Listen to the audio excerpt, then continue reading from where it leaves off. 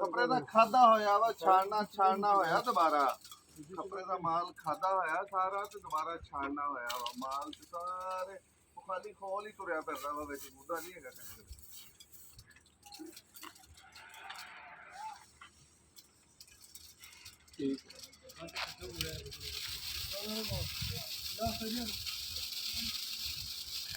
क्या हो गया? ये बोरा फट गया। ये बोरी यार इधर फटे के साथ नीचे आया ना, ये फटा फटा। हाँ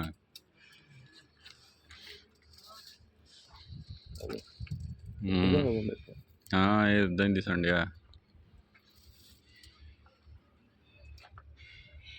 उत्ते वाला सैंपल देख लो, फिर इनू भी थले लवा लो। बड़ा थैला है। हाँ ये तो फिर उदी पे जाएगा। ओ ले हाजिया उत्ते है, सैंपल ले आ गया सैंपल।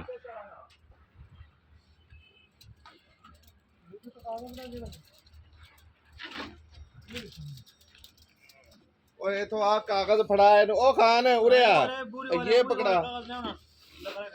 ये लगा।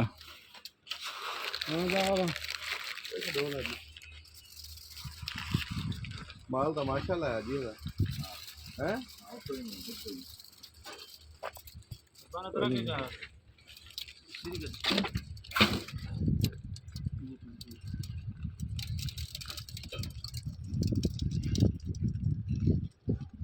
मैनूं लगदा उत्ते बहुत इदां दा। एक साइड दे हो यार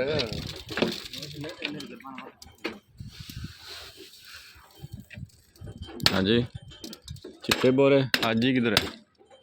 हाजी उत्ते माल ज्यादा चिट्टा है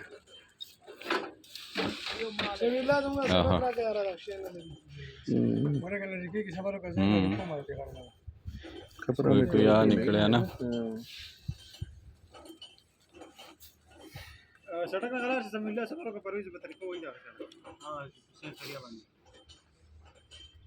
ये देखो ट्रे सैंपल है।